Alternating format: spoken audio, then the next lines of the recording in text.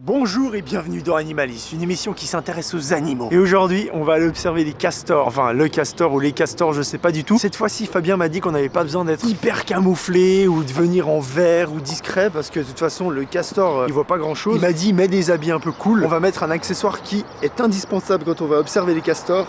Bonjour. Ah, j'entends une voiture, j'entends... C'est quoi ce truc? Tu m'avais pas dit ça! Ton bonnet non plus, tu m'avais pas dit. On va faire du bateau? Oui, allez, grave. Oh putain!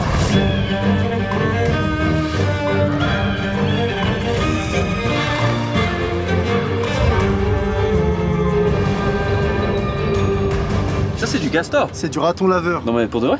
Mais un faux raton laveur synthétique. Donc c'est parti pour aller observer les castors. Oui, Julien. Je suis obligé de faire une voix comme ça. On va où regarder les On va castors? dans une petite rivière, je t'emmène dans une petite rivière sympa. Où les castors ont été réintroduits en Suisse en 1956. Dis pas des dates parce que c'est vrai la date Oui, ou pas? c'est vrai. Ah putain, il est trop bon. La Versoix, c'est une rivière qui prend sa source au pied du Jura, qui traverse le canton nouveau et qui arrive sur le canton de Genève en Suisse. Là, je pense que je vais dormir un peu dans le bateau. Pas de problème, il y a une cabine, tu peux aller. Il y a une couchette. C'est parti, on rentre dans le canoë et je suis très excité. Je peux rentrer dans ce canoë? Oui, on va y aller, Julien. Ah ok. Allez, on y va. Non mais, mais... Ah, tu viens avec moi? Ah ok, excuse. Je pensais que j'allais tout seul.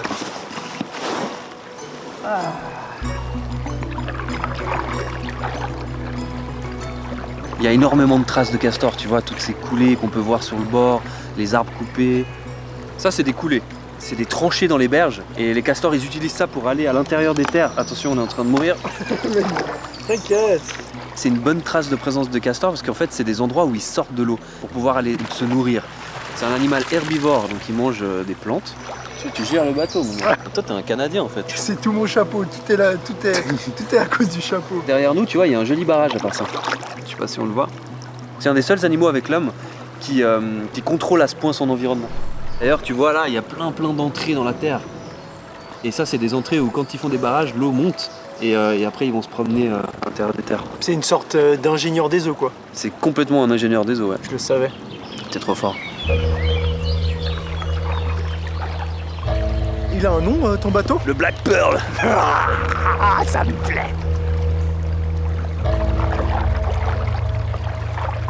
Une trace. Yes. Quoi? Une trace de castor.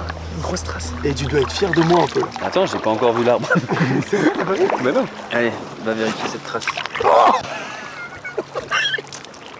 Putain de Canada.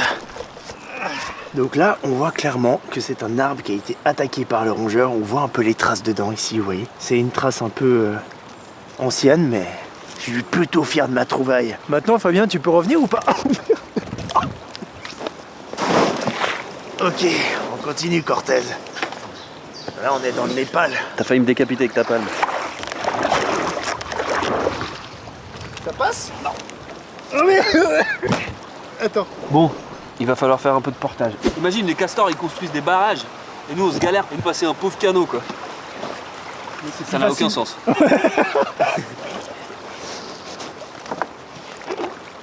Faut toujours que nos observations animales en Europe, ça part dans des experts. Ça va, tu peux te mouiller, hein, tu vas pas mourir. Tiens. C'est bon. T'inquiète pas, quand c'était pas mal. Je suis assez surpris mais assez fier de moi.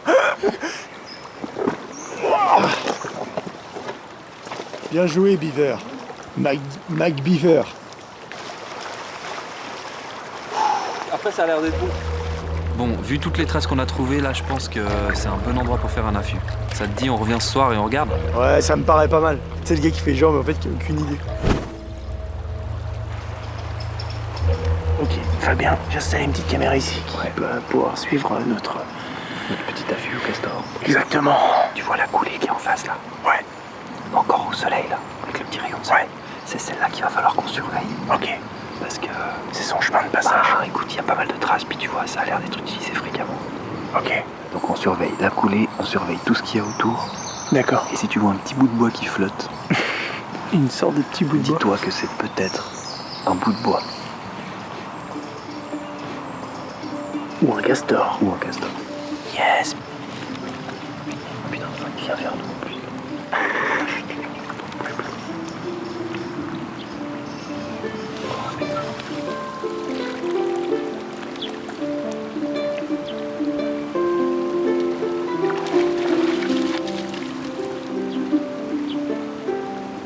On dirait un morceau de bois. Ouais, au début c'est hyper dur à les repérer.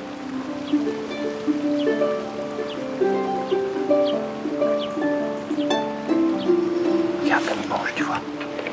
Tu vois comme il mange. En fait, il se sert de ses grandes dents pour trancher dans les bouts de bois. C'est pire que des tenailles. Donc il peut manger du splier, saule. Puis ça, tu sais ce que c'est comme branche? Non, c'est une renouée du Japon. Okay. C'est une plante invasive. Et c'est plutôt pas mal en fait qu'il la mange du coup. Il plonge avec parce que je pense qu'il va dans le terrier. Ouais. Okay. La ramener au fond pour pouvoir la manger plus tard.